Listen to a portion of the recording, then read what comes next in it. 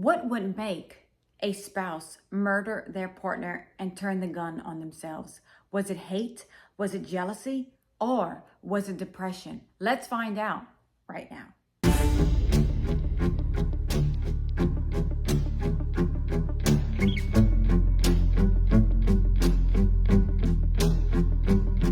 Happy Thriller Thursday, my Cajun cuties. Yes, it's me, Anne Marie, aka the Cajun Crime Queen from Carrincou, Louisiana. Cajun born, Cajun bred, and when I die, I'll be Cajun dead.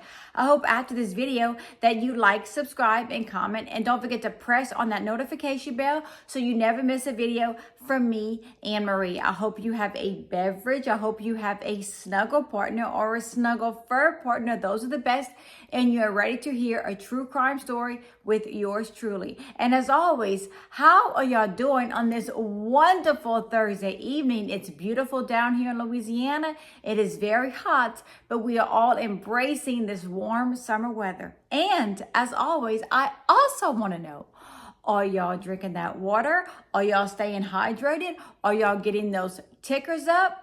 Are y'all living a very healthy and happy lifestyle? Remember, just a quick, brisk 20-30 minute walk every day will make you have an amazing day, especially first thing in the morning. And today we are going to continue our Hollywood tragedies. And today we are going to be discussing someone that is from Canada, which after doing this third video today on this Thursday, I realized that everyone that we have spoken about so far this week has been from Canada. And I don't know if I ever told y'all, I have been to Canada countless times, starting when I was a little girl.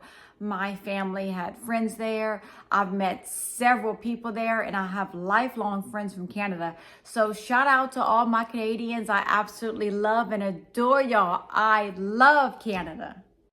Today, we're going to be discussing comedian Phil Hartman. Phil Hartman was born on September 24th, 1948, to Doris and Rupert Hartman in Ontario, Canada.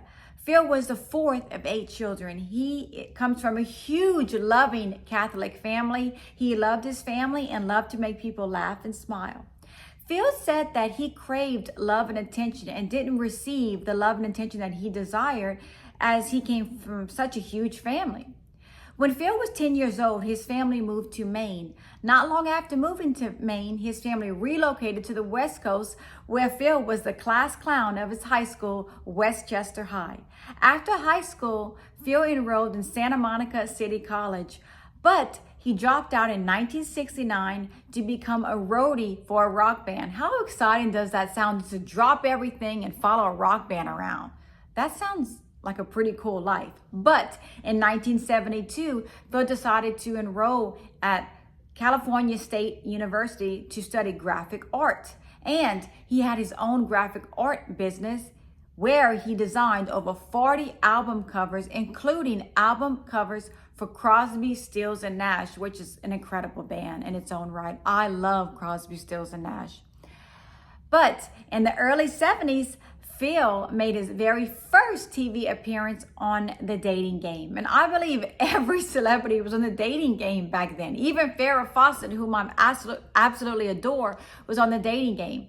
Phil won on The Dating Game. He won a date. This is when Phil became extremely close and good friends to Paul Rubin, aka Pee Wee Herman. Phil Hartman was a beloved comedian. He loved making people laugh, and everyone loved Phil. He was known as the man with 1,000 voices. Y'all, this man could go from John Wayne to Bill Clinton's voice in seconds. That's how talented Phil Hartman was. He was very, very, very talented, that he can go from the extreme with voices. It was wonderful. I would watch him and I would be amazed. In 1986, Phil started getting roles in movies such as Jumpin' Jack Flash and The Three Amigos, as well as being a voice actor on 52 episodes of The Simpsons, Scooby-Doo, Dennis the Menace, and The Smurfs. He was doing his thing, y'all. Phil was doing his thing. And in 1986, he got another big break when he was cast on the 12th season on Saturday Night Live. Yes, SNL. That's where Phil's big break came, and he was over the moon excited to join the cast. Phil Hartman was married in 1970 to Gretchen Lewis, but divorced in 1972. In 1982, he married his second wife, Lisa Strain, but divorced in 1985. And met the love of his life in 1987 when he married the beautiful, blonde, tall bombshell, Brynn Hartman.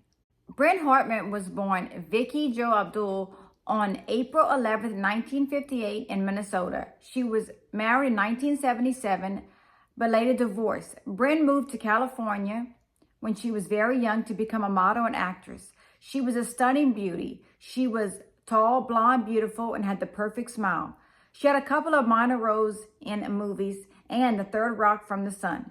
In the 80s, she signed a contract with Catalina Swimsuits where she was a swimsuit model. And that is when she met Phil Hartman. Brynn Hartman was extremely beautiful, and she had the perfect smile, body, and face to be a swimsuit model. But her career wasn't really taking off the way she wanted it to take off. And when she met Phil Hartman, she decided to put everything on hold to be a wife and a mother. Phil and Brynn welcomed two beautiful children. First, little Sean Edward Hartman in 1989, followed by his baby sister, Brynn Hartman in 1992. The family was complete. They were loving, they were happy, and they were overjoyed they had their two beautiful children. After the birth of Phil and Brynn's first child, little Sean, in 1989, Phil's ex-wife, Lisa, who Phil was extremely close to, they were still good friends. The marriage just didn't work, but they had a good relationship. Lisa bought a gift and wrote a beautiful card congratulating Brynn and Phil, and y'all, this made Brynn fall into a rage. She was absolutely furious that Phil's ex-wife had written a letter of congratulations to the two. Brynn wrote Lisa a very traumatizing letter, y'all. It was hateful. It had harsh words in it, like, stay away from me, stay away from my husband, stay away from my family, or else. Threatening words. Very, very disturbing letter. Lisa picked up the phone and called Phil and said, hey, did you know about this letter that you wrote me? He says, yes, you should have seen the letter that Brynn wanted to send you. So there was a worse letter than the one that was already written to Lisa. Lisa was very troubled by this. But Phil was just like, there's nothing I can do. You know, it's my wife, and that's what she wanted to do. Come to find out, Brynn Hartman was a recovering drug addict. She had problems in the past, but overcame that and was completely sober now. They're raising their kids. And in 1990, you can see Brynn in the opening credits of SNL having dinner with her husband, Phil Hartman. Now, you could see in the credit that Brynn's earring is shaking. She had these beautiful long earrings on, and you see her earrings shaking. And it was said that the reason why her earrings were shaking because she wanted to stay still. She wanted to turn and face the camera so very badly to be on camera. You remember, Brynn wanted to be an actress. She wanted to get her face out there. And the director kept telling her, no, Brynn, look at Phil, get your face out of the camera. This is all about Phil. And Brynn was becoming increasingly jealous of Phil. She wanted the kind of fame that he had. She started to get very jealous. She started having all of these fights with Phil. She wanted to be an actress and have the same career that Phil had. It just wasn't going for her. Nothing was really happening for her. Brynn felt like she had given everything up to be a wife and a mother, but she wanted her career to start. And with Brynn being almost 40 years old, it just felt like it wasn't happening for her. So what does Brynn do? She turns to drugs and alcohol once again. She starts taking all of these narcotics, drinking alcohol, growing to a deeper and deeper and deeper depression. Phil Hartman tried to get his wife roles on different shows, but it wasn't happening. It wasn't taking off for Brynn. She kept relying on drugs and alcohol.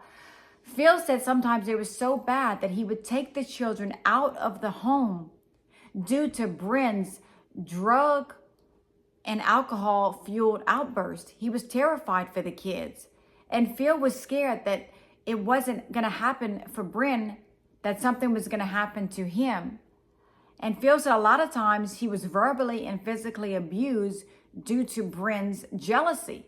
Phil was in a very, very traumatic marriage and didn't know how to get out of, but Phil knew he did not want to get a divorce and break up his family. Neither did Brynn. So Brynn entered rehab several times to try to get sober. It was said that Brynn Hartman was always trying to make Phil jealous. She would go on the set of SNL, sit on his cast members' laps, try to kiss them, try to hug them, try to flirt with them, anything she could to make Phil jealous. It was said that Phil would just laugh it off, but I'm sure inside he was ashamed, embarrassed, and very hurt due to his wife's actions. It was also said that Brynn Hartman had an affair with her friend Ron Douglas. Brynn would also go on the set of SNL and start these huge heated arguments with Phil. She was very enraged 24/7. She was so jealous of Phil and his success. And also, letters were found that Brynn had written to Phil's SNL associate, Jan Hooks, very threatening letters, like the one she wrote Lisa Strand, Phil's second wife. She threatened Jan and told her, you need to stay away from Phil, he's mine, or else. But the letters, even though they were addressed to Jan, had never been sent, which is weird. Maybe Brynn was just getting out all of her aggression in these letters, but never intended to send these letters to Jan. Phil was growing increasingly stressed with Brynn. He didn't know what to do. He was getting physically and verbally abused on a daily basis, but he did not want to break up his family. A lot of associates and friends of Phil encouraged him to divorce Brynn. He said absolutely not. He was not going to break up his family. He loved his wife and loved his children. Phil often would escape Brynn's heated arguments by just going to sleep. He would tell Brynn, look, I'm just going to bed. I'm not arguing with you. And he would go in the bedroom and fall asleep. But Brynn was a drug addict, and she was back on drugs, and she was growing into this deep, dark depression. And on May 27th, 1998, Brynn decided to go have a few drinks with her close friends. Her friends said nothing seemed out of the ordinary. Brynn was in a wonderful state of mind. She was loving, she was laughing, she was having fun. But when Brynn arrived home, she started another heated argument with Phil. Phil was very upset and very annoyed, but as always, he retired and went to bed and told Brynn, look, I'm not arguing with you. I'm not fighting. The children are here. I'm just going to sleep. And at around 3 a.m., Brynn walked into the bedroom where she shot and killed her husband, Phil Hartman. He was only 49 years old at the time of his death. Brynn was taking Zoloft for depression. She was also drinking alcohol and used cocaine. Brynn was very upset. She got in the car and she drove to her friend Ron Douglas' house, where she confessed to him about murdering Phil Hartman. Ron didn't believe her. He said, there's no way you did this. They drove in two separate cars. They left where Brynn called another friend and confessed that she had murdered Phil. When Ron Douglas arrived at the house, he went inside the home, and that's where he found 49-year-old Phil Hartman deceased on the bed from 3 gunshot wounds, one to his head, one to his throat, and one to his chest. Ron Douglas called 911 at 6:20 a.m. 911 arrives at the house, and Ron Douglas and the children are escorted out of the home. That is where Brynn Hartman, on May 28, 1998, goes into the bedroom on the side of her husband, locks the door, and takes her own life. Y'all, this was absolutely devastating. Phil Hartman, at just 49 years old, he had his whole life ahead of him. And Brynn, at only 40 years old, were both deceased. And they had 2 small children at the ages of 6 and 8 that no longer had parents. How upsetting is this? This is so traumatic. And in 1999, Brynn's brother Greg filed a lawsuit against Zoloft because he believed that Zoloft had something to do with the way Brynn's behavior was that night. The lawsuit was settled out of court, and the two children are being raised by Brynn's sister Catherine and her husband Mike. At the time of Phil Hartman's death, he was worth $1.223 million, and everything went to his two children. Brynn and Phil were both cremated and their ashes scattered over Catalina Island. My final thought, I always give y'all my final thought. And my final thought is, I believe that Brynn Hartman was suffering from mental illness and being a drug addict. She was a drug addict and she had a lot of mental illness issues. She was very depressed. She was very upset. She was enraged constantly. Yes, Brynn was in therapy. Yes, Brynn was on anti-depression medication, but she was still very lost. She felt like she was in California and she wanted more out of her life. She didn't just want to be a mom and a wife. She didn't just want to be an ex-swimsuit model from the 80s. She wanted to be more than that. And she wanted the type of success her husband had. So what does she do? She just becomes more and more and more jealous of her husband. A lot of people would say, like I would say, my time has passed. This is my husband's time, and I'm going to support him, and I'm going to be there for him, and I'm going to love and cherish him and make him the better man that he is today. But some people don't think the way that I think. Brynn wanted to be an actress. She wanted to be on the big screen. She wanted to make things happen for her, and she deserved that right. And if you have a dream like that and you want to succeed and you want to fulfill all your dreams and you want to go to California, you do that. You fulfill those dreams. Like I have told y'all several times, I wanted to be a criminologist. I wanted to be in the criminal world. I wanted to be a police officer. I wanted to do things like that. But I was encouraged several times from friends and family that that was a man's job. No woman should be doing that. And I listened to them like an idiot. I shouldn't have listened. A woman can do anything that a man can do. And I should have just listened, but I didn't. But Brynn pursued her dreams. She went to California. She was a model. She had roles and small parts on different shows. She loved what she was doing, but it just never happened for her. And instead of realizing that, instead of saying in her mind, this is it for me, and this is my life, and I'm going to embrace my life being a wife of a wonderful comedian and a mother to two beautiful children. Brynn didn't want that. She had mental illness, and she was showing the signs of mental illness. And that night, she just wanted it to all end.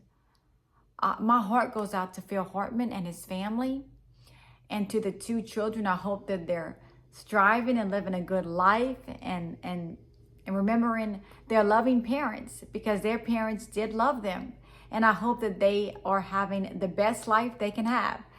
And I also want to tell y'all that mental illness is real. Yes, I repeat, mental illness is real. In my eyes, I don't believe people are crazy. I think people have a mental health disorder. I think people need to seek help and see exactly what's wrong with them.